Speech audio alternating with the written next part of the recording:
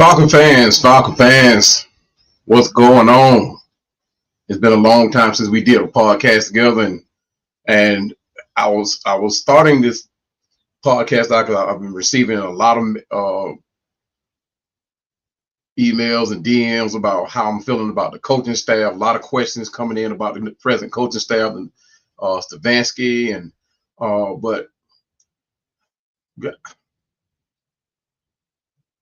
man, when is Atlanta culture going to change? We always talk about culture, right? When is the culture going to change? That image that we have for Atlanta, when is it going to change? I mean, I was coming on here to talk about the future, right? But we have to start out talking about right now, what's going on right now. I mean, can it get any worse? James Pierce Jr. recently arrested. And I don't know, man. I'm just, guys, you cannot make this up, for real. You can't make this up. Now, I know he's probably in his feelings right now because he didn't get the votes that he thought he was going to get for the Defensive Player of the Year. Of course, he should have got more than one or two first place votes. But, man, I mean, it is what it is, man. I mean, you got to, put that chip on your shoulder and come back next year and make sure that whoever does the voting or wherever the voting comes from, don't make this mistake again, right? I mean, you have to.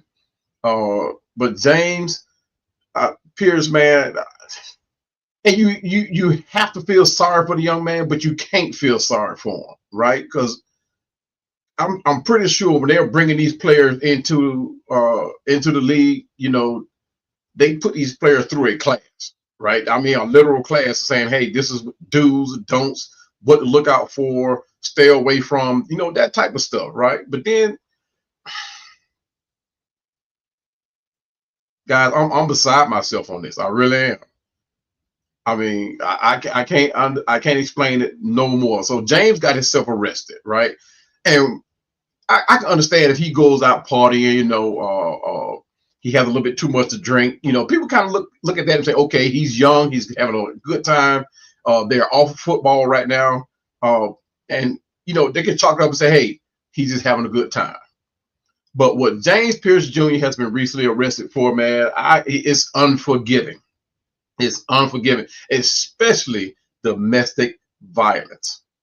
Of all the things that a team owner, general manager have to contend with, one thing that they will probably won't touch is domestic violence. I mean, they don't look at everything else. Now, James has got himself in a situation.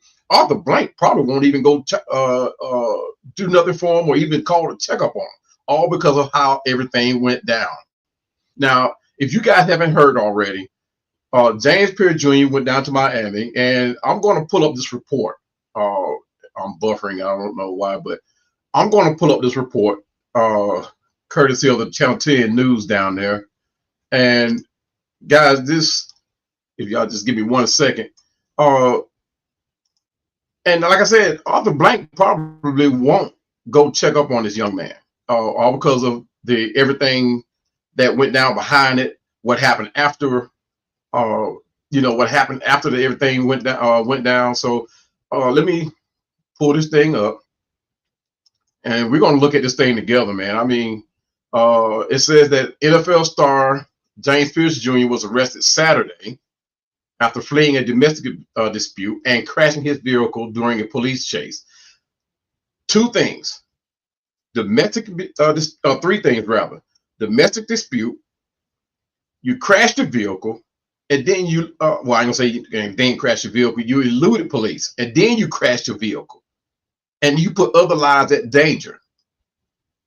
So that's going to be a whole lot for Arthur Blank to have to say, hey, look, man, maybe the media was right on his character. Because if you guys remember early in the season, that's what everybody was talking about, his character off-field issues. So now I can look at this thing and people was going to say, oh, we told you so. I can hear it already. But a lot of people went in and supported James Pierce Jr. here in Atlanta. Terry Fontenot made the move in the draft to move up into back into the first round to grab another edge rusher in James Pierce Jr. And in hindsight, it was one of the best moves Terry Fontenot has ever made. But as of right now, it seemed like it was just another gamble. I just don't understand it.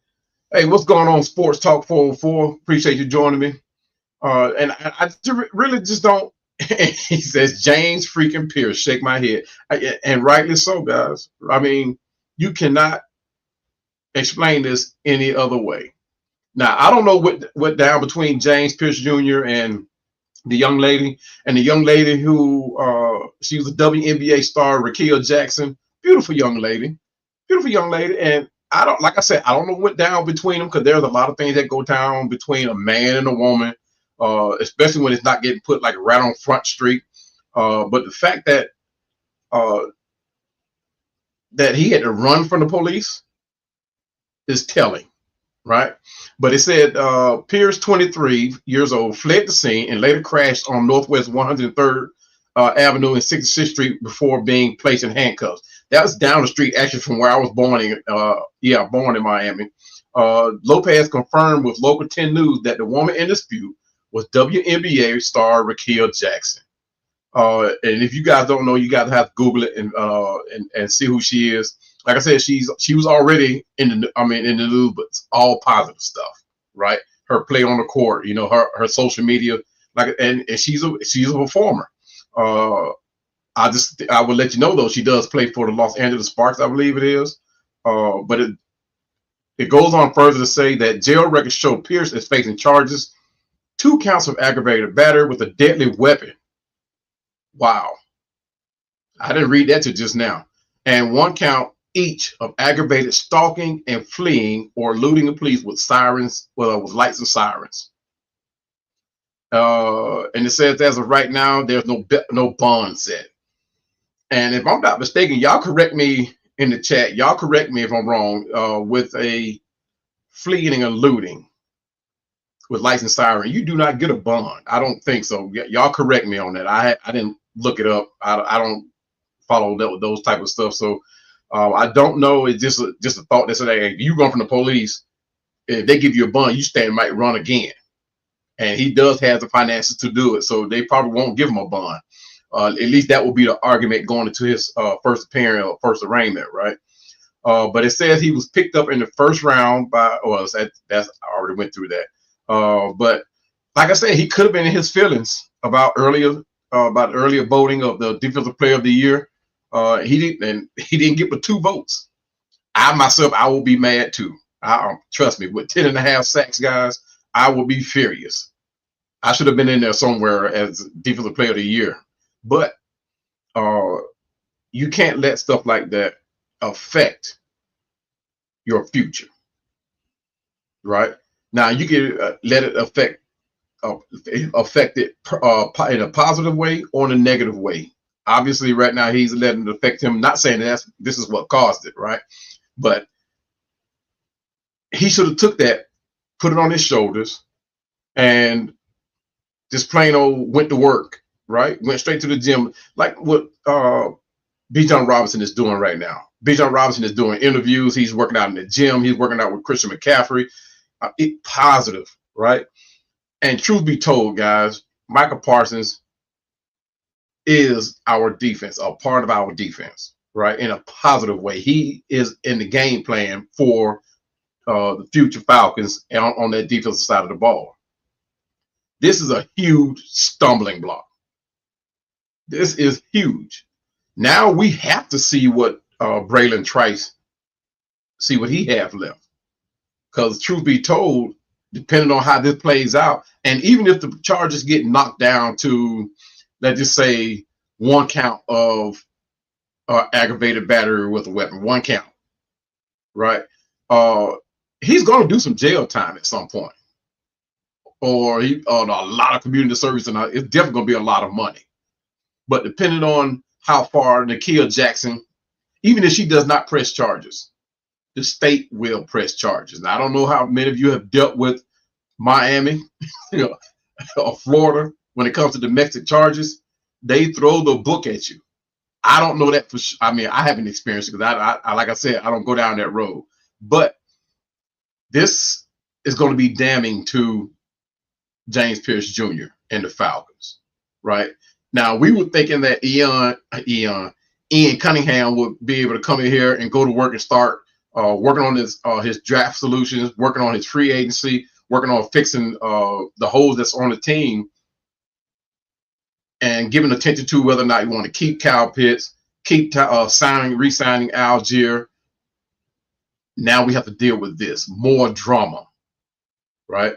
And one of the underrated, most important positions that got addressed on this team was bringing in Bob Quinn. And Bob Quinn, I'm gonna share his position with you guys here in a minute, but Bob Quinn is like the advisor to the head coach, right? So when this issue gets brought up to Stefanski and Jeff Albrecht and to Mike Ryan, he's going to be at that table and he's going to advise them. And even the consulting firm, they're going to advise Arthur Blank on what needs to be done.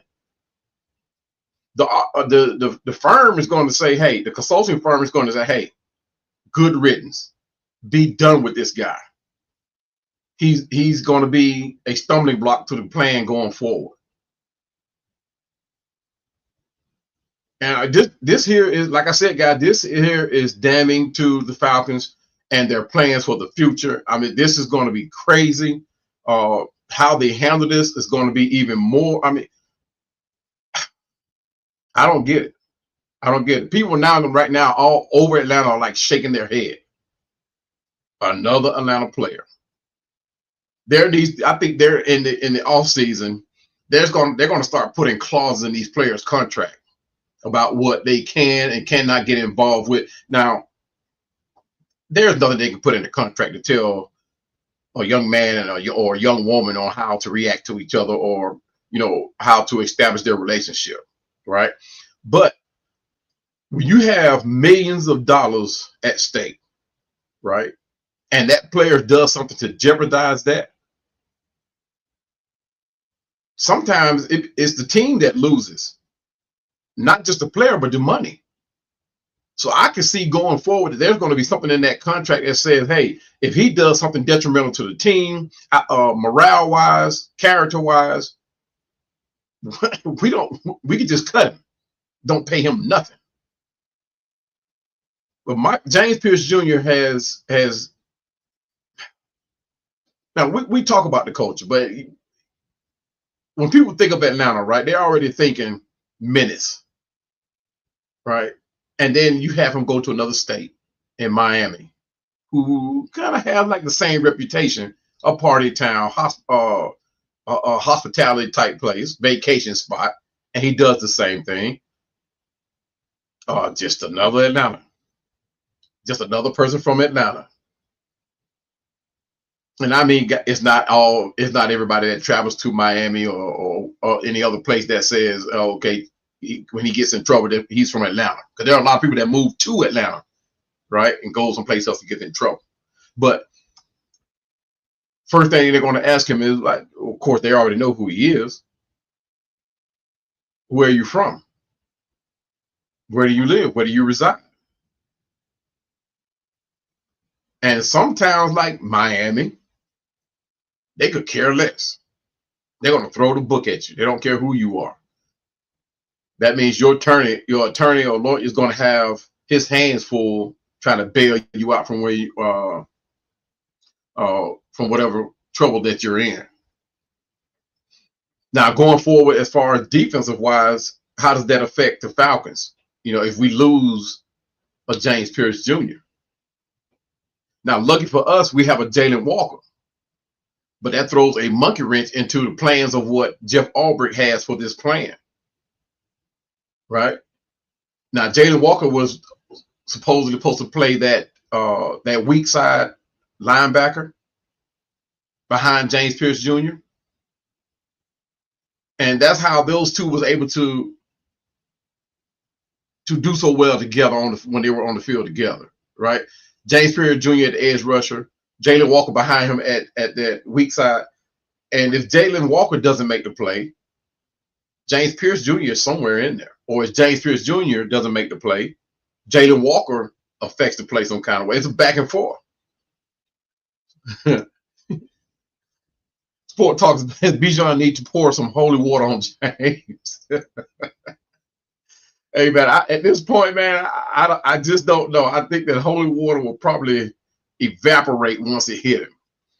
Like I said earlier, you guys remember in training camp how the one thing they didn't talk about James Pierce Jr. abilities, right? They kept hampering on his character, off the field issues. And everybody, including myself, everybody turned a blind ear to it, a blind eye to it. Everybody did it. So, I mean, now, like I said, we have to now see what Braylon Trice brings to the table, either or go out and get somebody else, right? Now, Ebby Ketty has played that edge rusher sometimes, and I don't think we need to put any more on his plate if he's going to be here. I don't think we need to put any more on his plate.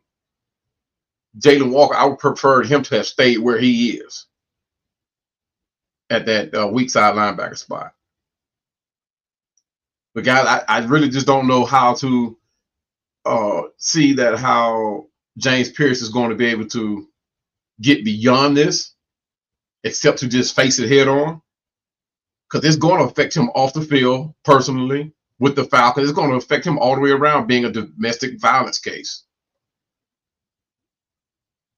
Right now, I really don't want to talk about Falcon football, but I have to. Right? I don't want to put it off any longer. I just hated the fact that I had to start out with a show saying that one of our premier defenders have been arrested and possibly could spend some time behind bars. Now, like I said, it could get downgraded to a lesser charge. It could, depending on what the investigation brings about. But when you include, like I said, he got 2 counts of aggravated battery with a deadly weapon. 1 count each of aggravated stalking and fleeing and eluding police. Just that end part alone, because even if they threw out, which they probably will throw out 1 count of aggravated battery unless he went after somebody else. But if those 2 counts are on the same person, they're going to probably knock off 1. But like I said, unless he went after somebody else, so just say he had a gun in one hand and went after her, and then she came outside and he tried to run her down with his car or whatever, that's 2 counts, right? So one of them will probably get knocked off, depending on what they go on. Because if he done got in trouble before, they could be just a little bit lenient on, but not that much lenient. Not in Florida, not with domestic violence. So we have to, well, I ain't gonna say we, because we're not in trouble. The fans, we just here to talk about it. So James Pierce Jr.'s law team is going to have to find a way for him to be held accountable for as less as possible, right? And even after he does, after he does that, let's just say he goes in, he gets, let's just say 60, 90 days jail time and a whole bunch of communication hours, and he's asked to pay a whole bunch of money in restitution to Rakeal Jackson, his court costs. Let's say he gets all past that, right? He now has to come to Atlanta and face Raheem Morris. Good gracious. He's now going to have to come to Atlanta and face Arthur Blank and that consulting firm and Matt Ryan. No, he's not going to have to mess with the coaches. He's not going to have to talk to the coaches. That part not going to do him a bit of good. They're not there to question his performance. They already know what he can do. But they're going to address this character issue. Now, and when he goes in to talk to Arthur Blank, Matt Ryan, this consulting firm, Ian Cunningham, it's going to be whether or not to release him. Me, myself, good riddance. I'm on the side of letting him go. I understand that he's that guy. He has become that guy this year for us on that side of the ball. He was what we were looking for at the edge rusher position. And trust me, guys, I defended him in camp when he got into those 2 altercations on the football field. I defended him. I knocked it off as energy, right? But going here at this point, domestic violence. Now get me. There are a lot of women that will fight. There are a lot of women that will instigate a fight, right? And it's like I tell my sons, a woman, I'm not gonna say a woman can't hit you hard enough to make you want to fight. But I tell my sons, you know that woman, right? You know if she hits you, how hard she can hit you. Now, if she's not coming at you with a pistol or a baseball bat or something, just walk away, man. It's not even that deep. It's not that major. A lot of women blow off steam anyway, right? And like I said, if you know that woman, you know how far she will go, right? And Rakia Jackson, I can see her just yelling. That's just me. That's just my person. Just looking at her, just from what I see and how she carries herself, she does a lot of yelling. I don't see her actually fist fighting back.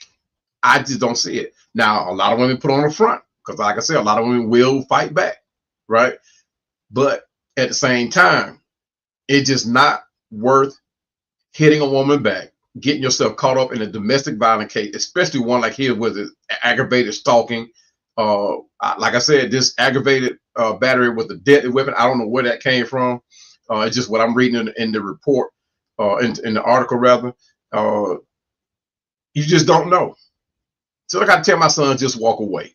Just walk away. But me, myself,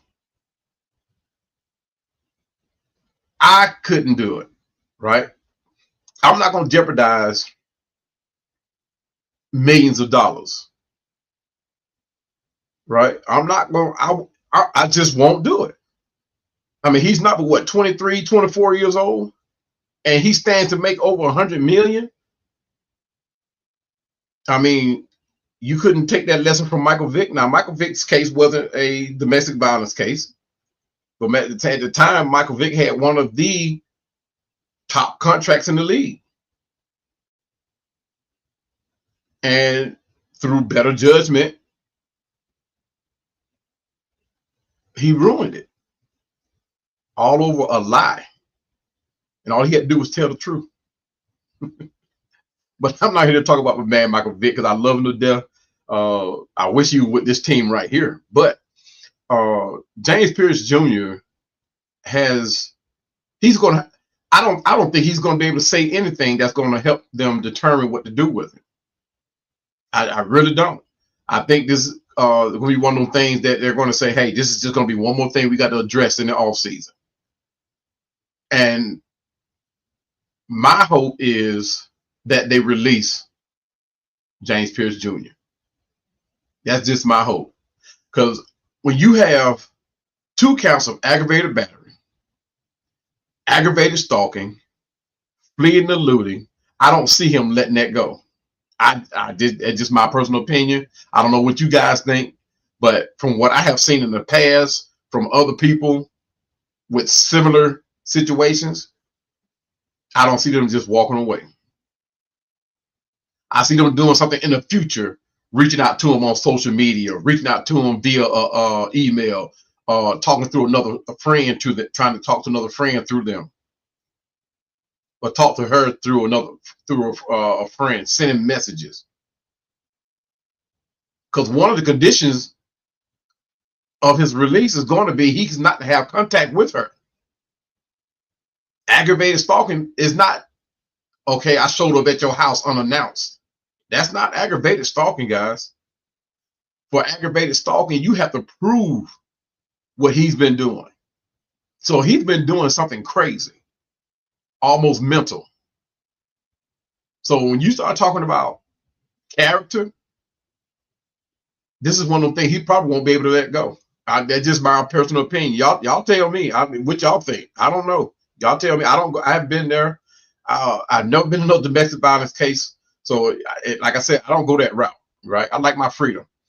What's up, Trucker Mike? What's going on, brother? Appreciate you joining me. He said after Ray Rice, Kareem Hunt, the Tariq Hill drama, the league should have took domestic violence cases with these players more seriously instead of trying to make money. I absolutely agree, sir. Yes, sir. Now, Kareem, no, I can't. I'm not gonna say nothing about Kareem. I'm not gonna do that one. But yeah, I absolutely agree, though. I absolutely agree because things do go sideways, especially when money's involved and one person stands to lose that money. Let's say not the player, but the young lady or the young man that that stands to lose that relationship and going to lose the access to that money. Things go sideways quick. I mean, almost instant, right? And to be honest, Trucker Mike, I think the league has taken steps. I think, cause like I said, when they go through those, I don't remember the name of those classes that they put these guys through during that time in orientation, in pre-camp or whatever they call it. I'm not think it's orientation, but onboarding or whatever it is. I think there is a class, right? I don't know I don't think it's a finance class or anything like that. Then again, it could be, but I think it deals with everything from finance to relationships to dealing with people, do's and don'ts, and that type of thing, clubbing and that type of stuff. How to look out for scams and that type of stuff, but I'm not sure exactly what they call that class. But I'm pretty sure somebody talks to them. But James Pierce Jr.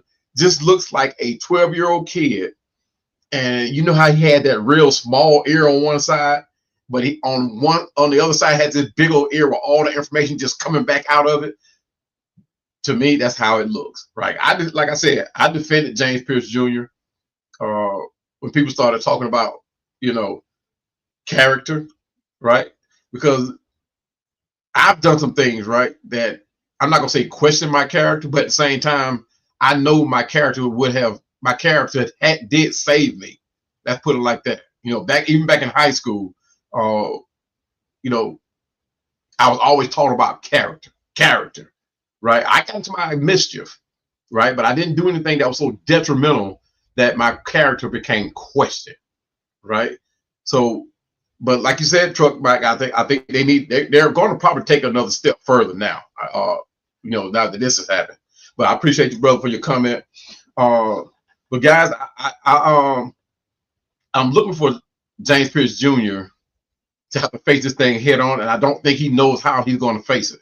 Right? I don't think he realizes the extent of the I just say the trouble that he's in. Right? Because a lot of the young guys with a whole bunch of money, they just think they're going to be able to buy their way out of everything, get out of everything. Some of these guys think they got so much charisma that they think that whatever they say and do, they won't get handled for, even on the first offense. So, I mean, I don't know, guys. I just hope he's able to get past this. But it's just one of those things where it's going to be one of those lesson learned type things. And I hope he's going to be able to let this situation go, a relationship go with Rakeal Jackson. And at this point, it's over. I mean, the aggravated stalking, that's deep. So I just hope that it's over, or that he can get behind it. Let's put it like that, and just let it go. But guys, I'm going to transition to this thing, man, and let's just talk some Falcon football, man. I really didn't want to do this. My show, as you could tell by the thumbnail, I wanted to talk about the restructuring of the Falcons organization, the coaches, the administration, the players, what we expect the players going to be, and where who we're going to keep, who we're going to let go, free agency, draft. That's where I wanted to talk. It's one of those things where we had a lot to look forward to going into the 2026 season, right? We had very few situations that really need immediate attention, right? We needed that defensive tackle. We needed a guy in the middle. We need another wide receiver or two. We need to find out what we're going to do with Kyle Pitts. Hopefully we'll be able to find a way to keep Tyler Allegeier and shed some fat off this team that's not really conducive of what the plan is, or helping this plan, right? Because coming down just like last season, we had a positive end to this season like we did last season. So there are some things that happened last season and this season that we saw players that who stepped up that could stay with this team and actually build with this team, right? And then for whatever reason, age might catch a couple of them, injuries might catch another two. So we need to shed some fat, right? Because we need to be able to sign Tyler Allegeier, keep him. Depending on what we're trying to do with Kyle Pitts, whether we franchise tag him or not, either way, we're going to have to pay him. Whether we, like I said, whether we franchise tag him or not, we definitely gonna have to franchise tag him to trade him. So either way, the money's gonna have to be there. We're definitely gonna have to find a couple of wide receivers, which is probably gonna cost us some money, right? Unless we find Ian Cunningham find a way to move up in the draft to grab one. We're gonna have to address the offensive line at some point. Hopefully, we'll be able to do that via undrafted free agents or through the free agency. And continue to build this team step by step, right, in the right way. Because we do have a nucleus here, I believe, have a nucleus here that most teams are not fortunate to have, right? And that's something to actually build around. Most teams have a quarterback and they say, hey, we can build around this quarterback. We can build around this running back. We have a core nucleus team, right? A team of players that we can actually build around, whether they got age on them or not. I know several people have talked about Jake Matthews being of age, right? So, like I said, he still has a few years left in him. And he's not going to play, perfect every game, right? He's not going to play perfect every snap, and no offensive lineman can. But he's still doable. He's still viable. I think he still can do the job. But like I said, we have a core here that I think that we actually build around and actually stick in day one players, right, and still be able to build into the future, right? So let's talk about the defense first, because I think the offense is let's just talk about the defense. I'm going to start way back in the back with the safeties. Let's just start with Jesse Bates, right? There are a lot of reports out there saying that he probably won't be back, right? Now, if we're thinking like Jeff Albrecht, right? Of course, he built this team. I ain't gonna say he built it. He put the plan together for his team, but he didn't build that defense, right? So if you think about what Jesse Bates means to this defense, right, and how these core rookies have been playing, is there a possibility that we can move on from a Jesse Bates? And if we do move on from Jesse Bates, how that changes the look of the safety room, right? Because we still have the Marco Helms back there. We got Billy Bowman coming back. We got Xavier Watts that's playing lights out, right? So could one of those players actually move over into that free safety spot and fill in if we were to lose or move on from Jesse Bates? I mean, it's a thought. I would hate to lose Jesse Bates because of that veteran leadership, right? And Jesse can still play, right? But we've seen plays where Jesse was expected to make plays, didn't, and missed a lot of tackles.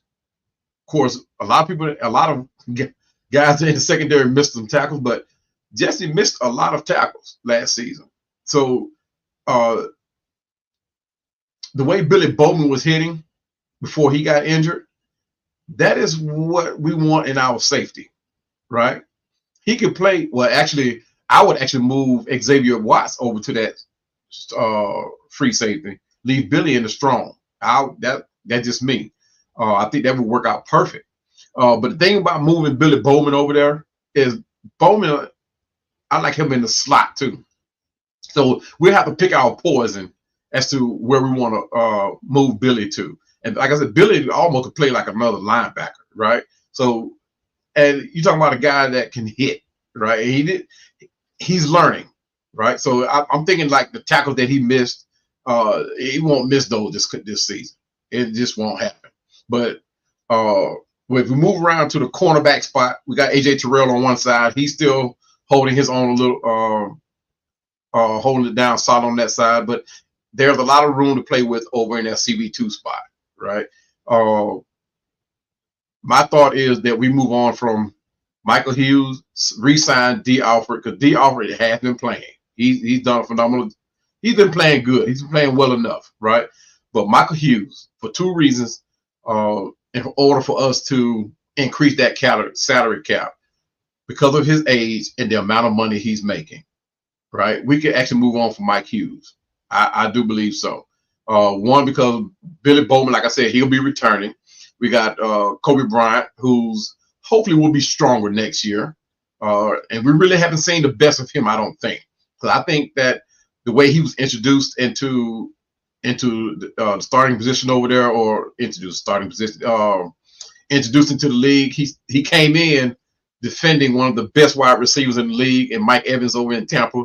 And Mike did get the best of him, but Kobe did not give up. You saw a lot of strong, defenses from Kobe. He was there. Mike Evans just that guy, right? And he was, quite a bit bigger than Kobe Bryant.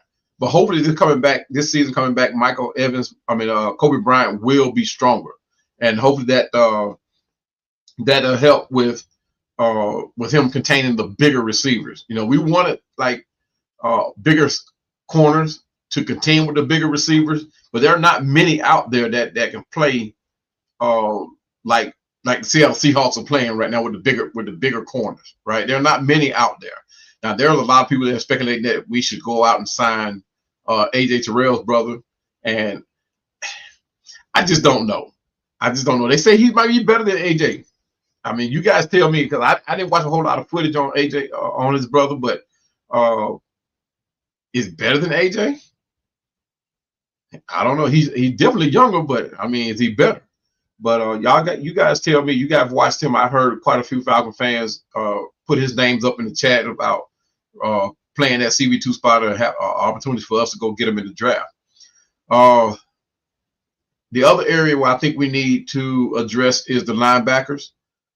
Yes, we do have Jalen Walker back there, Caden Ellis, and Divine Diablo, right? But what we need at linebacker is depth, right? Because we found out real quick and a real ugly way that our depth at linebacker is not what it all cooked up to be, right? JD Bertrand he just wasn't that guy, right? There was nothing that he could do to help the Falcon when Divine Diablo went down, and when he came into the game, whoever we were playing just said, "Whoa, we got an out."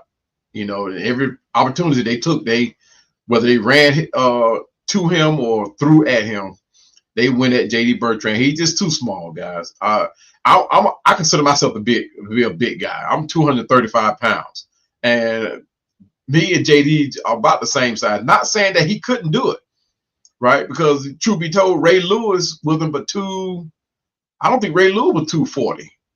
Ray Lewis just played like he was 250, right? So it's a matter too of how you play. So it's more than to it than just size. So I think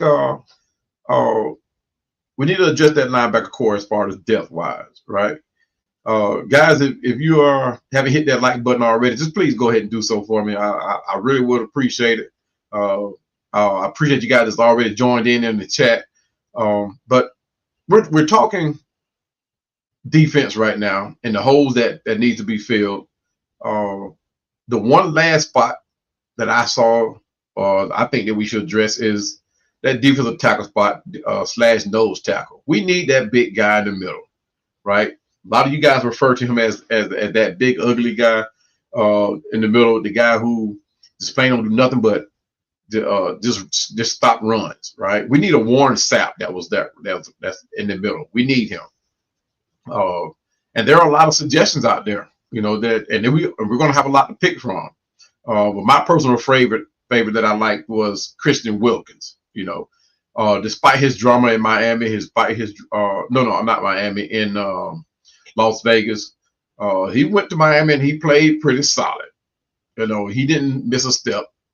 He wasn't as dynamic as he was in Las Vegas, but Christian is that guy, right? And he's very energetic, and he makes plays. He's a run stopper, right? He's one of these guys that he may not make the stop, but he will clog a hole up. He will make that running back choose another place to run, right? So that's what I'm looking for, right? A guy who and can do it consistently, right? He plays 3 downs. He's a 3-down guy, and that's what I like. I don't like the big ugly be no 2-down guy that has to go out and be replaced because he's just too tired. I want that guy that loves to be on the field and don't want to come out, but he goes out because he's being called out. And that's Christian Wilkins. I think he's still at Miami right now, and he's a free agent. So I would actually consider him. And like I said, I watched that guy ever since he made the news the wrong way. But he kept his nose clean at Miami. So I think that was just a one-off situation that happened over in Las Vegas. I just want the guy to get a new start and be with the team that it has all the energy to match what he has too. So, and I think that's Christian. Let's see. We talk about Ebiketie, who may or may not be here. I'm okay with moving on with Ebiketie. Right, we still have some guys that are solid that can actually get some work done. We actually had a guy come in last part. I think it was the last 2 or 3 games of the season. Harrison, not the first Harrison we had. What was his name? Was it Rico Harrison? I think that was his name. He was a defensive tackle too, and that guy was making some plays and. He was making plays. I'm like, where did we get him from? And I didn't know he was actually on the team until he made that tackle in the backfield. I forgot who we were playing, but I remember the play distinctively because when he turned around, I saw his name on the show on his jersey. But I'm like, where did he come from? But that guy, I think he's going to earn a spot to at least try out this coming off season because he actually has some pretty good plays coming down the end, coming down the stretch there. In those games that we actually had a good showing in. Also, who else we have on that defense? I mean, Van Diablo, he's not even a question. He's back. We need to re-sign him. Caden L is back. We need to re-sign him. Harrison Hand, he's one that he can come back. Malone, he can come back. You know, that's a veteran leadership. He can come back. He's playing solid ball. Let's see, Troy Anderson. They need to go ahead and trim the fat, brother. I don't know what's keeping Troy Anderson here in Atlanta. Is he sleeping with somebody, or does he have footage on somebody? I want to know what it is because he's been here. This is like year 3 or 4 that he's a liability because he hasn't been available. So, and then when he did come back, not even 2 or 3 games in, and he was back on IR. So. Yeah, I'm okay with moving on. Even if he comes back healthy, I'm okay with moving on with Troy Anderson. Troy Anderson was a great sideline linebacker, but it was his coverage, right? He gets exposed in coverage, and he's not a divine Diablo. Let's put it like that. And when he gets get beat is significantly. So he's no help to. Most of the time he's on that same side with AJ Terrell, right? So he kind of like sticks AJ out there if he's not able to take care of his man, depending on where AJ's man's taking him. But I'm very fine with moving on from AJ Terrell. Braylon Trice, I'm okay with bringing him back in and see what we got. We almost have to now because of what happened with James Pierce Jr. Of course, we have to reserve our judgment too on James Pierce Jr. because, like I said, we don't know how all this went down. It just don't look good that he took off running, then crashed his car too, put other people's lives in danger. So we have to find out what Braylon Trice has, see what he can do. See who else is. Well, that's it. We're going to move on over to the offensive side of the ball, right? The center spot, I'm okay with center. He can stay. He's solid. He does need to work on, protection a little bit, but I'm okay because with that front seven, that offensive line, I love the chemistry that we've established. I would rather keep that intact without having to move anybody on. We just need to work on the depth, which I think we already have. Erickson, he can stay. He's going to be that backup piece. But I think that the chemistry that we've built, just like we built on that offensive line for the 2016 Super Bowl team, this chemistry is being built the same way. As long as we keep these guys together, keep them healthy, with McGarry coming back, and when McGarry comes back, Lindstrom and Gary plays awesome on that side. And I think the whole line feeds off of that. You're right. So, and yeah, Lindstrom is a little small, but he's one of the top guards in the league. So, I mean, I'm cool with him staying and starting. So, I don't want to move on for nobody on that offensive line, right? I want to keep a solid piece that has chemistry for Penix or Cousins, depending on which one is starting the season. They're saying Penix. But I want to keep that chemistry going with that offensive line. At least at the start of the season, I want to keep it going. The only thing that would take me away from moving on from that offensive line is somebody gets injured, right? Other than that, I'm keeping them going. I don't care what's going on. If McGarry comes back and he can't protect Penix's outside, a blind side, then of course they'll have to address it. But as of right now, McGarry actually did a pretty solid job. I was actually questioning it myself when I thought he had to protect Penix's blind side. I questioned it myself because McGarry was not the best. His run blocking is better than his pass blocking. Let's put it like that.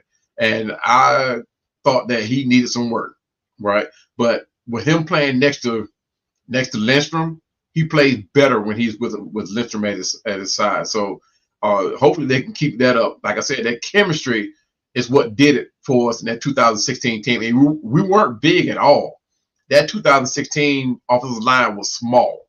So, but the fact that they were smart, they played together, they knew each other, and they played with they built their chemistry up.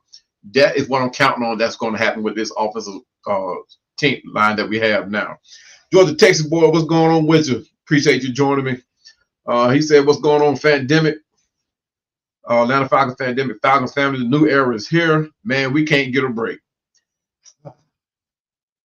I was hoping to move on from that Georgia Texas boy. But yeah, man, it seemed like when it rains, it pours. And that was one of the things that I was talking about when we hired Stefanski, right? That with the drama that's already going on right here and the drama that he's bringing with him, and now this happens. So it's going to be one of those things that I'm interested to see how Stefanski handles it now. And that what makes, like I said, one of the very important positions that we filled as more underrated than anything was Bob Quinn, bringing him in to help him, address different situations. So Bob Quinn is a very important man at this point. And I'm going to actually go out on a limb and say that, yeah, he's been as important as Matt Ryan, right? Because when Matt Ryan gets called to the table, someone was detected at your front door. Yeah, when Matt Ryan gets called to the table, Bob Quinn will be in the room. So as well as the coordinator of the coaches, she's going to be in the room. So it's not going to be just a Matt Ryan, Arthur Blank type of thing unless Arthur Blank just directly calls on him. It's going to be a round table. So, yeah, I just hope the drama gets subsided, right? Because we already got to deal with the Drake London being upset. We got to deal with Stefanski and his drama coming in. We got to deal with the wide receiver room core that's been uprooted. Luckily, we signed a wide receivers coach. What else we got? We got the Kirk Cousins, Michael Penix situation going on. Luckily, and hopefully, Mike Penix go ahead and get back. He said he's going to be ready. He said week 1. So, like I said, I like the way his mindset is right now. He's staying positive. But is he going to physically be ready? We got to wait and see. But I appreciate you telling the text boy in the comment, man. Appreciate you joining us. Please, everyone, if you haven't done so already, please hit that like button. It's going to be a lot to talk about tonight, guys. I don't know if I'm going to do the whole show tonight because, like I said, it's a lot. I didn't plan on talking about James Pierce Jr., but when I set this stream up, that report came across my notifications, and I just shook my head. I really didn't want to do it, but I had already scheduled it. So, but yeah, I don't know, man. We have to look for the positive thing that's going to come out of this, if at all in it. hopefully we'll be able to get a draft pick out of it. You think when we get if we let go James Pierce Jr., will we get a draft pick out of that, like a compensatory pick? Y'all let me know, because I'm pretty sure that because he's a first rounder, there's going to be compensation for that pick. I think. Y'all let me know. I have to research that, and I'll let y'all know. But I think so. What up, Chase, my homeboy Chase, man? Look, Chase, man, is one of these guys, man, that has a podcast. Y'all haven't went out and viewed his podcast yet, man. DFU. Chase, put your link in the chat, man. Let me put it up for you. But if you haven't went on and done so, please subscribe to his channel. And also hit that like button while you're in here. But he said, did JPJ just ruin his whole career? Possibly. He probably ruined it with us. Probably. Because if we release him, I'm pretty sure somebody else is going to probably take a chance on him. Maybe them Cowboys. You know, they like re-signing people who get into these situations. And I do apologize, Georgia Texas boy. I didn't shout his channel out, guys. Man, look, you put your link in the channel in the comment section as well. I do apologize, man, but my mind is somewhere else tonight. But y'all haven't done so, check his channel out. He and I was on a channel with who we were with. I forgot who we was on, but we was on a show, and we had a lot to talk about. So I mean, this guy, he's been in Falcon News, doing Falcon News, commenting on Falcon News since forever, right? So he finally got talked into doing his channel. He started his channel. So y'all be sure and go out and check out Georgia Texas boy and support his channel as well. Let's see. JT, appreciate you joining me, brother. I thought you were going to stay where you were, but I appreciate you joining me. He said no compensatory picks for legal troubles. Ah, my goodness. I thought we had it out there, brother. Appreciate you for your comment and correcting me on that. I thought for sure because he was a first rounder, we'd be able to get something for it, but obviously not. That's really going to hurt. That's going to really want to, especially we're not able to go in and find somebody to replace him, right? That's going to hurt. Yeah. So, yeah, there it is. I mean, y'all see the link right there in the chat. Y'all go ahead and head on over to the Chase and the DFU channel and hit that subscribe button, hit the like button. And he put out a lot of great content. He works more than I do, so you have to catch him when he can. But he yeah. So and he's one of these hardworking guys, man. That gets put in. So yeah, Kitson got great content, man. So be sure to go out there, hit that notification bell, man, and subscribe to his channel as well to catch all his content. But yeah, man, I like the way, like I said, that the way that this offensive line is gelling together. They get better and better, and we did it without McGarry. So, and we did it with two guys that were called upon to step in. So, I mean, to bring back those the two injured guys, I think we can be that much better. And then you talk about the guys that are actually starting now, they can actually become the depth pieces, right? Depending on whether or not we move on from McGarry. Because, I mean, he has a hefty contract himself. So it all depends on what Bill Callahan does. And you talk about a guy that knows what he's doing with the offensive line. Bill Callahan is no slouch. He's no slouch. He knows what he's doing. And that's what I like about this new coaching regime, too. So with Stefanski, and guys, to be honest with you, and I have said this plenty of times again, I am 50-50 on Stefanski, and I'm not that big.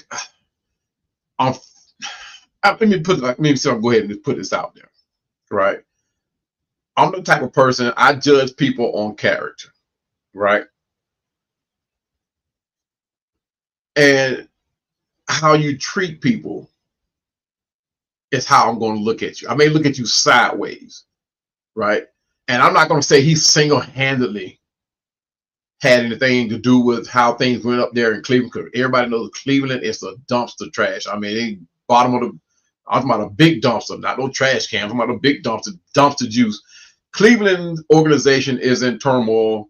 And they've made some decisions over the years that everybody is still scratching their head over. So That's not saying he single-handedly had anything to do with it, right? But at the same time, his whole organization, his whole staff up there, he single-handedly picked himself, right?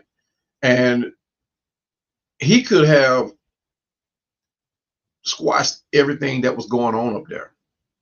He could have done it. Now, report says that he chose Dillon Gabriel as a quarterback. And this is not, and it's not only dealing with the Shedeur Sanders situation, right? It was other situations too with Myles Garrett. So I'm not going to say it was just Shedeur Sanders. So, but my thing is, how you treat people is how people are going to view you, right? Even, let's just say half of it is true and half of it is not true. There's always going to be that little bit, right? But my thing is, you had the green light to do whatever you wanted to do up there, right? And you didn't step in. You chose to be hush-hush about it because of the way it was going, how much media that was being attracted to it. So you chose to be hands-off with it. Now, I understood that Dillon Gabriel was the guy that was your guy, but at the same time, was right is right. Because even with Flacco, people say, well, Flacco's a good quarterback. I'm not doubting that one bit. But should he have gotten the opportunity over it? Was that, hey, because you guys know he wasn't going to win nothing.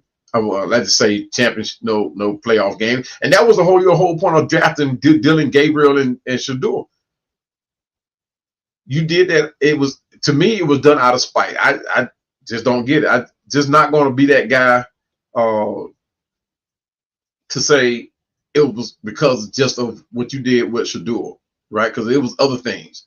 But on the hindsight of it, when you have somebody that's always that jumps out there, and this is why, guys, for all you young people out there, why you don't have everybody speaking on your behalf, right? Because there was this reporter that he had a very close relationship with, right? Nothing outside or immoral or anything, but he had a very close relationship with this young lady, and I forgot the young lady's name, but she went on this hour-long tirade about Stefanski and his character, right? Now, if your character is on the up and up, right? Nobody's saying nothing bad about your character. If your character is on the up and up, nobody has to sit there and defend it, right? But she went and wrote this whole article and even did an interview, and the whole article in that interview was based on Stefanski's character, about how he's not this, how he's not that. That tells me there is something there, right? Because, like I said, she didn't say anything about his coaching ability, didn't say nothing about his career, how he treated people, didn't say anything about it. And you guys need to check that interview out. It's very enlightening because everybody's putting her on blast now. And I say that to say this. I researched this young lady. I wasn't going to do it, but I researched this young lady. And she's not on the up and up either. She's a Cleveland native. And she's not on the up and up either. So I'm not going to come on here and make this show about what she said and did, but just you guys just Google it, right? Just Google it. And you guys will see exactly what I'm talking about. Not saying that Stefanski is not going to make things happen here. I hope he does. I'm that guy that I want Stefanski to make me put my foot in my mouth. I hope he does. But I'm just not 100% sold on Stefanski. Now, what I do love is the pieces that are around him. I do love that the experience of people that know what they're doing, that were successful at their previous positions or in their careers, right? I do love that. Now, in saying that, are we now the Cleveland Falcons or the Atlanta Browns? Because he has essentially brought his whole staff here. Now, like I said, the positive thing that I like are the pieces around him. So when you start talking about how we're going to look on the offensive side of the ball, It looks good on paper, but we've always looked good on paper. We got to make that transition to wins on the field, right? So we got Bob Quinn. We got Bill Callahan. Not Bob Quinn, I'm sorry. Bill Callahan. We got another second year Tom Reese coordinator. But we all know who's going to be the play caller. But you talk about pieces around. Hold on, let me pull this up here. We're actually going to take a look at it. We're actually going to take a look at it. But the coaching staff is one of those things where, I just slid my screen over, guys. Give me a second.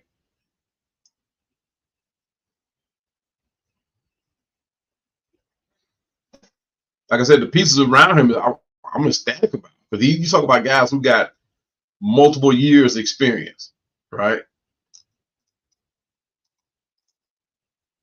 Still trying to slide my stuff over. Hold on, guys. And if I got this, I'm gonna share this other one too. But it's just one of those things, guys, where you know that if something else happens, and I'm not talking about this James Pierce Jr., if something happens, how the drummer is gonna jump off. It's gonna initially, we won't be able to live it down. But I think this is it here. Okay. This is what I like, guys. This is what I like. See, you see the head coaches going down the center of the page, right? You see their coaching positions over to the left, but all the way over to the right, you see the years experience. And like I said, all of these coaches, I haven't did the research on all of them, but all these coaches have been successful in their previous positions or in the tenures that they have. Kevin Crocker, Bill Callahan, Nick Jones. These are guys that are successful in their coaching, right? We kept Nate Ali, obvious choice, kept him. Craig Augerman, successful. All these guys were successful in doing what they're supposed to do. Now, why that didn't transition to wins up there in Cleveland, I don't know. Right? So Alex Van Pelt, another quarterbacks coach, successful, 21 years experience. And shout out to Miss Maggie. She sent this out to me in the group chat. If y'all haven't checked out Miss Maggie Productions, please go over to her page and check her out too as well with the AFN family, and hit the notification and subscribe to them. Have a lot of fun with those guys. But guys, if you look at all these years of experience, this is what you want a coaching staff to look like. Now, another positive thing too, if Michael Penix Jr. does this interview again, if he gets on there and have the same interview like he had, where all the hoopla about his wife supporting him and all that type of stuff, I'm not taking nothing away from the wives. So y'all, if your wives are watching, y'all calm them down for me. But we talking football. Look at the years of experience surrounding Michael Penix. From Matt Ryan to Stefanski to Bob Quinn, Tommy Reese, Engelstrand, Alex Van Pelt. That's 1, 2, 3, 4. If you count Matt Ryan, 5 people that he's going to be able to lean on and ask for help. I'm not even going to count Kirk Cousins. And that's one of the things I hope that Kirk Cousins was able to do is help Michael Penix. But I'm not going to count him because why? Because in that interview, he didn't name Kirk Cousins, did he? And that was Kirk Cousins, one of his responsibilities when we signed him, to mentor Michael Penix, and it did not happen. So since we done jumped on the subject, I guess we'll move right on and talking about who's going to start at quarterback. Well, Michael Penix said he's going to be ready. Kevin Stefanski said that he was going to be ready. Matt Ryan said he was going to be ready. He said that Michael Penix is in the weight room and in the workout in the rehab, and he's addressing it. So Is he going to be ready week 1? It's going to be the question. Y'all think he's going to be ready? Y'all tell me. I mean, this you talk about a 10 to 12 month rehab.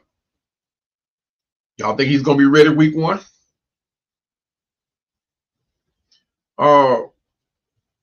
Let's see where we at. JT also says we can possibly void JPJ's contract. If we void it, are we going to have to pay him some money though? But either way it goes, it hurts. It hurts us, personnel wise. That's the killer ultimately. What he's going through off field, he's just going to have to deal with that. We can't help him with that. But personnel wise on the field, it's a roadblock, significant roadblock. You know, you're talking about over 8 years of looking for an edge rusher, and now we find one that got 10.5 sacks, and now we may possibly have to release him, maybe. Because I don't see Arthur Blank going through what he went through with Michael Vick, going through that again. I just don't see it. I mean,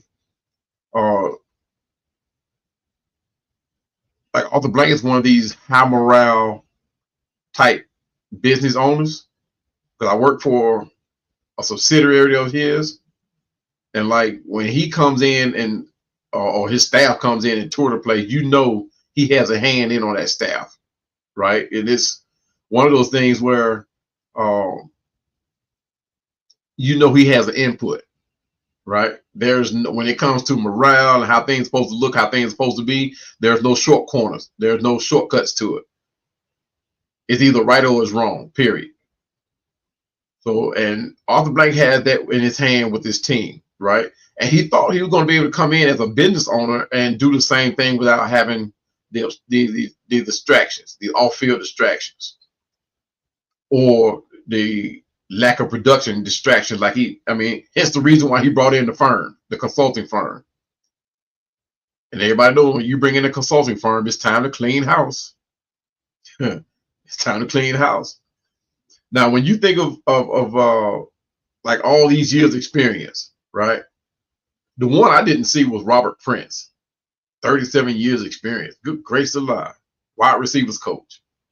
Now, I'm not saying Ike Hilliard couldn't do the job. I think it became a matter of pride when that happened. So, but we brought in somebody who, like I said, that's very successful. Now, I also did a bio on who these coaches have worked for, but it would take me a minute to put it in here. So, like I said, it's going to have to come down to another show. And their accolades, where they've coached at, who they've coached in the NFL, that type of thing too. So, y'all can be prepared to see that in another show. But guys, this is one of those things that, like I said, I love the experience that has been brought into the team. There's no first-year guy. There's no second-year guy, third-year guy. All these guys not only have experience, but they are successful for what they have done in the league, right? Outside of one or two people that I didn't know or don't know, let's put it like that. Mike Rutenberg, linebackers coach. Oh, I love that. You guys don't remember him as a player. I know y'all don't. You're too young to remember him. Some of y'all may not remember him. I'm not sure. But he was that guy. He's been successful in the league, right? Barrett Rude, linebacker, inside linebackers coach. Another successful guy. I love these appointments, guys. This is something that we can look forward to. Now, to reiterate, Raheem's coaching staff look almost similar to this, right?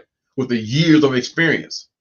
But they have not, the difference between Raheem's staff and Stavinsky's staff, Raheem's staff was mostly people who have not been in charge of anything, if that makes sense, or never ran a defense, never coordinated. They were just like on the coattail of somebody who was running, who was the coordinators or who was the assistant. Because like I said, Raheem's staff looks like this, but if we had kept like Raheem's coaching staff here, instead of all the 21 years, 27 years, 11 years, 21 years, instead of all of that being double figures like that, Raheem Moore's team was more down into the single digits and just hitting into the teens. But like I said, they had never been like coordinators on other teams. Or like Alex Van Pelt, he was a quarterbacks coach. I forgot what other team it was. We all know about Dave Huxtable. We all know about Jeff Albrecht. We all know about Bill Callahan and how successful they were in previous positions. But when you look at Matt Ryan's coaching staff, we didn't know these people. A lot of them, it was a couple of them that we knew. You know, we had Nate Ollie, who was here, but the rest of them, it's like, who are they? So, like I said, we either didn't know them or they didn't have enough experience in. So that's the difference between Savanci's coaching staff and Raheem's coaching staff. Matter of fact, when I do this next show, I will have this presentation and Raheem's, and we'll do the comparison on that one too as well. Chase says, don't think we have a true edge rusher without Pierce. You may be right about that. I think we're back to square one. A lot of us are suspecting that Jaden Walker will be able to slide down into that position. I don't like that because Jaden Walker is a little bit light for me. You know, I would rather keep him where he is. We now have to see what Braylon Trice, see what he has in the tank, right? We have to now. We don't know what's going to happen with James Pierce Jr. But either that, we'll have to go find something else. We have to add that to the list of the things that we got to look for in free agency or look for in the draft. But with the number of picks that we have, could we come away with something successfully? I mean, something that can actually help the team. I mean, I think so. I really do.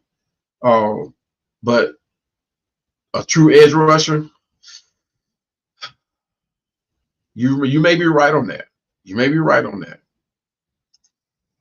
Matt Mike said, I'm so disappointed. I'm with you, Mike. I'm with you, Mike. I look, I'm that guy, right? I'm trying to stop cursing. And when I got that notification, I couldn't do nothing but just F-bomb it. Like my wife looking at me like, what's wrong with you? And I'm sitting up here working on setting up this program, setting up this podcast, and I see the notification come across on the screen. I'm like, James Pierce Jr. And I opened the thing up and it's breaking news. I'm like, oh my goodness. I mean that and I couldn't think but like beyond stupid, right? I'm like, dude, you're supposed to be I get it. This your off season, right? I said this before, this is your off season, you do whatever you want. But it is some things, man. I mean, some things. Like let's just say somebody like me and you or whatever, it's detrimental to us if we did that. But it's even more so when you are a high-profile football player, right? Everybody knows you. You had one heck of a season with the 10.5 sacks. But you do have that bullseye on your back because everybody's questioning your character already. Everybody's questioning your character. So now you just told everybody, yep, I am him. I'm that guy. That's what you just told everybody. You guys were right about me. My character stinks. I couldn't control myself. No self-control. That's what you just told everybody. You just told your team that. You just told your owner. I hate how that sounds. You just told your team owner that. I mean, yeah, you may be that guy. And see, a lot of people don't understand. A lot of these young guys don't understand too. Just because you got that money, just because you got all the charisma, because he does have charisma.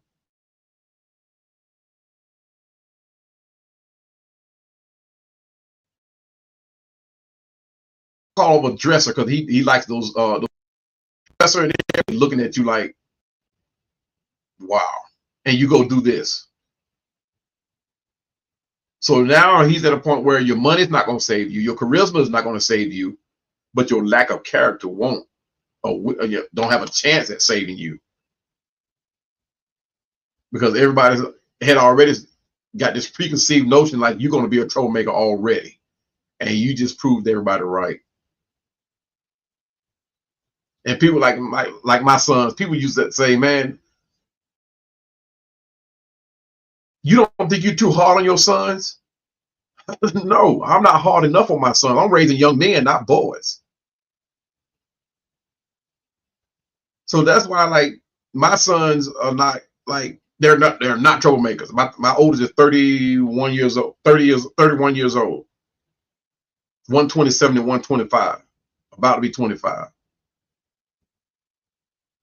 My sons are not that, right?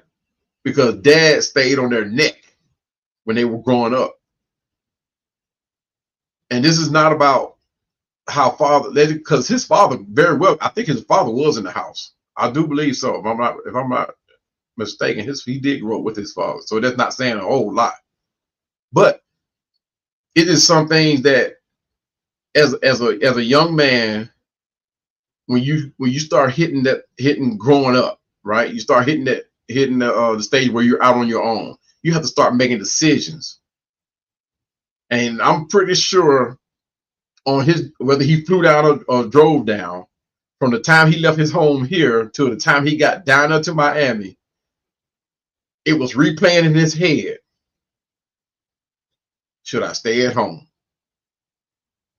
And it happened to all of us. When we were dealing with these women, it has happened to all of us. Right? But the thing is, we knew how far to take it when a woman pisses us off. Either we're not going to mess with that woman, we're going to end the relationship, but we're not going to get it to the point where you get charged with aggravated battery with a weapon 2 times. Because some of us can see the character of a woman, because a woman would drive you to that point if you let him. But with him being of young mind, he's not, I'm not going to say he's not completely developed, but he is on his own. He is a grown man. But, and it's by state of law, a man is not a man until he, 25 years old? But a woman is a woman at 18. James Smith Jr. was about 23. So they'll take that equipment like, okay, he hasn't fully developed yet, that type of thing. Trust me, I've seen this happen to play out in court, guys. I don't mean to laugh about it because it's James Pierce Jr., but it's just, like I said, I have seen this play out, right? So, like I said before, I hope he's able to move on from this. It is one of those things that I hope that he's able to learn from. He's going to pay for it up front, right? He's going to pay for it mentally, financially. He's going to have to go through a reset. He's going to pay for this. And then on top of that, he won't be able to have no contact with this woman. For fear, I think he might even abuse that and try to contact her again. Aggravated stalking. Yeah, I think he whoop. Pussy whoop. That's the word. That's it. I mean, I don't know. I don't know. You guys tell me. I just hope that he's able to get past this, get back on his feet, move on to his career. I'm just afraid that it won't be with us. But somebody will take a shot at him. I think Washington may take a shot at him if he leaves here. Dallas, shoot, for that matter, the Eagles might do. The Eagles got a bunch. Oh man, I tell you the truth, man. I don't know, man. But like I said, I got to get my mind off of this, man. I mean, I only went back to that because of what Mike said, but I didn't want to talk about James Pierce Jr. no more. But Chase says, no, Joe Flacco is your quarterback. You know what? I could actually see that happening. I could actually see Dylan Gabriel here. But I'm thinking Cousins will be that guy here because one, he has a pass with Stefanski. He has a pass with Alex Van Pelt. So the familiarity is one of those things. Like now, he might have a new. He might even find a new injury, new form to find an injury somewhere. He ready to play now. You remember when we brought Chris Chandler in, and he found all kind of ways to win Where when he was over at, I think he was in Arizona at the time, he couldn't win nothing. There was Arizona. I forgot who you came from, but anyway, and that's how we ended up with him. But once he came here, he was like the quarterback of the future. He was like, what in the, and everybody wondered like where this came from. And lo and behold, we ended up in the Super Bowl. But sometimes a new scene brings out the best in people. Sometimes. Does it happen in football? I don't know. Sometimes a new scene does work out better for a player. Sometimes it does. But in Joe Flacco's case, Joe can win some games, right? But when I'm thinking Joe Flacco, I don't think playoff and championship, although he almost took Cleveland. But I just don't think I want that. I would prefer us to develop Penix to the fullest extent. I would prefer us to continue to develop him, not rush him back, because we don't need to rush him back. Because it's not like we're gonna. It would be nice to. It's not like we're gonna contend for the Super Bowl next year. So I would take my time bringing him back, making sure that he's absolutely 100%. 100%. The one thing you don't want to do is re-injure this man, and he is your future. You're banking on him to be your franchise quarterback. And if he's re-injured, I don't care what nobody say, he's done. Now, right now, his mindset is where you want it. You want his mindset to be positive. You want him out there talking like he's ready to take down the league, take down the world.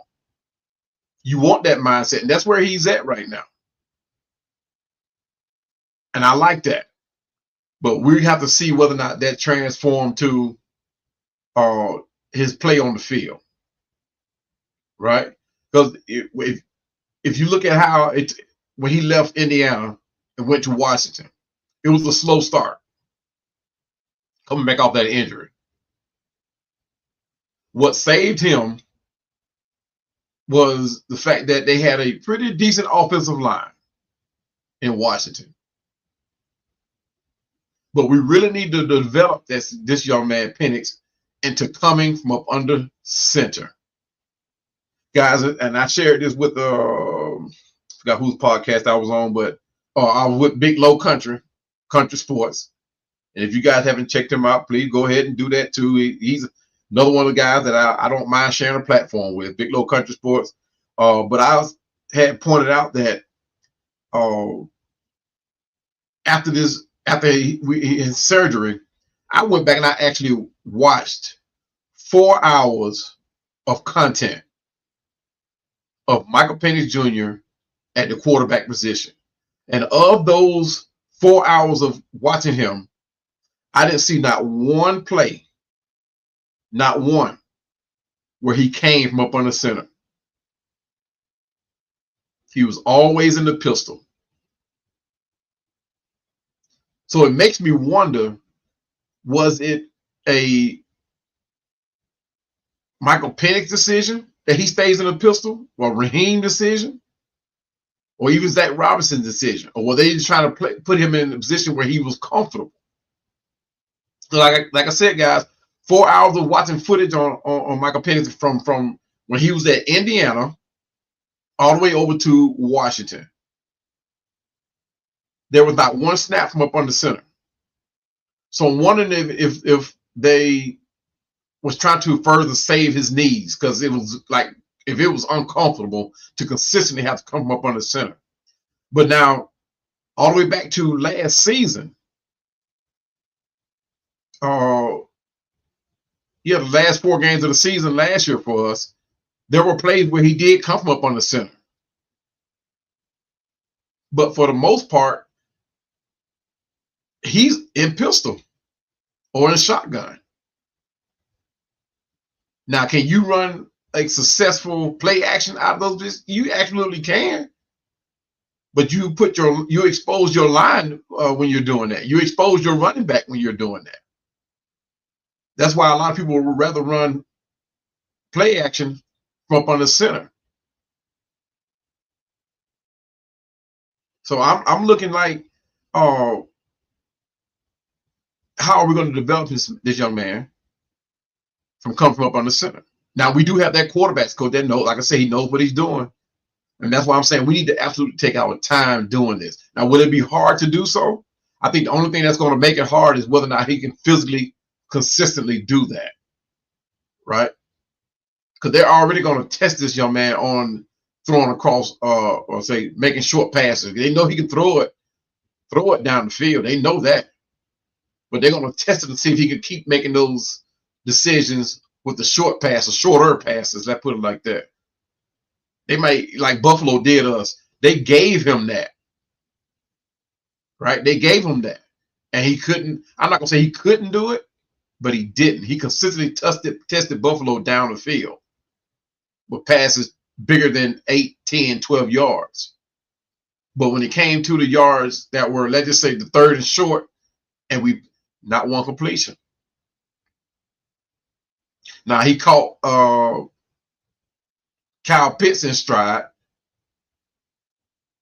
I don't know why we kept going to that tight end screen mess, but he did catch Kyle Pitts a couple of times. But other than that, it wasn't consistent. He overthrew him, underthrew it, and that's one of the things that we, like I said, when I say develop him, we gotta severely develop this guy, man. He has to be consistently developed. And we have to, and like T.J. Yates, he's no quarterback whisperer. Now, T.J. Yates was a quarterback. He was the quarterback coach. Well, he was and he wasn't the quarterback's guy when Michael Vick was here. But Michael Vick didn't have a quarterback's coach. Because T.J. Yates was off coaching. He was the offensive game plan coordinator, I think, when Michael Vick was here. But Michael Vick did not have a quarterback's coach. We relied on Michael Vick's skills to win, to fill the seats, to execute success on the offense. We relied on his legs. That's what did in Michael Vick. But guys, I'm going to try to end this thing now because it's about 11:30 now. And I know you guys. And I got a lot more to go. So I'm going to have to do like a part 2 to this show. Guys, I really appreciate you guys coming in and sharing the platform with me. I hate and wish it was that it could have been on better news. And like I said, because we got a lot more to tackle. We got to tackle the Kyle Pitts situation. We got to tackle Allegeier. We got to tackle his situation. Right? We got to tackle the wide receiver situation, right? So there's a lot to talk about. There's a lot to talk about. So stay tuned for Let's Talk Falcon Football Part 2. This here, James Pierce Jr. just took all the energy out of this one, guys. I'm beside myself, to be honest with you. I'm really, really, really disappointed. I really am. I'm pretty sure Jeff Albrecht will be too, because like this defense rides on him, right? In his game plan, this defense is successful because of him and the people that he has executed, right? I'm pretty sure Arthur Blank, who I'm not gonna say Arthur Blank because that's Terry Fontenot. That was Terry Fontenot's decision, but because we took a chance on him. And it hasn't worked out. Arthur Blank now has to hear the "I told you so's." Right? So, like I said, guys, I really, really appreciate y'all guys joining me, man. It was one of those things. Hold on one second here. Where I wish it could have been on better conditions. But it was one of those things where, I mean, you really couldn't help, right? You hear it on the news, it's like you hope that it's something real simple, right? Like traffic charges, or he was had a DWI or something, right? Even a DWI, DUI, both of those are detrimental too. So I'm not going to downplay it, but this here is totally something different, and I really hope that it gets to the point where James Pierce Jr., like I said, he's able to bounce back from this. Whether or not it'll work out positive for him with the Falcons, we have to remain this. I mean, we have to just stay tuned and find out. Like, the full story has not come out about this one, so I think it'll probably either tomorrow or Sunday where the full story comes out after he's been booked, but an interview. So and probably I don't think she'll probably do any interviews about it. I think she'll just let it ride. But I really hope the best for him. He's a young guy. I wish it had never happened for him. I know he wished it never had happened because, I mean, we want our defense back, man. He's a critical part of our defense, right? Critical part. But guys, once again, man, I appreciate you guys joining in. Please, if you haven't already done so, hit that like button. Go to the to my YouTube page. Hit the notification bell so that you'll be notified when the part 2 of this comes out. Hit the subscribe button. For you guys that's already subscribed to me, I surely appreciate it. We're tracking our way to 1,000, guys. We're tracking our way. We got to get there. We got to get there this time. So hopefully by Valentine's Day we'll be able to get to that 1,000, and we can look for a whole lot more to come out of this channel. And look for me to put out some more content, guys. And if you guys got any ideas, because like I said, the off season is here. We got a lot to talk about, but we don't have a lot to talk about. So shoot me ideas, shoot your questions, continue with the questions, right? Continue with the questions, continue with your comments, because a lot of you guys go into my comment section, man, and y'all just blow me up. So please continue with that. With that being said, guys, let's continue to pray for James Pierce Jr. and hope that he get through this and learn from it. And until next time, guys, stay tuned for part 2. Love you guys, and see you on the next one. Peace. Yeah. Yeah. Yeah.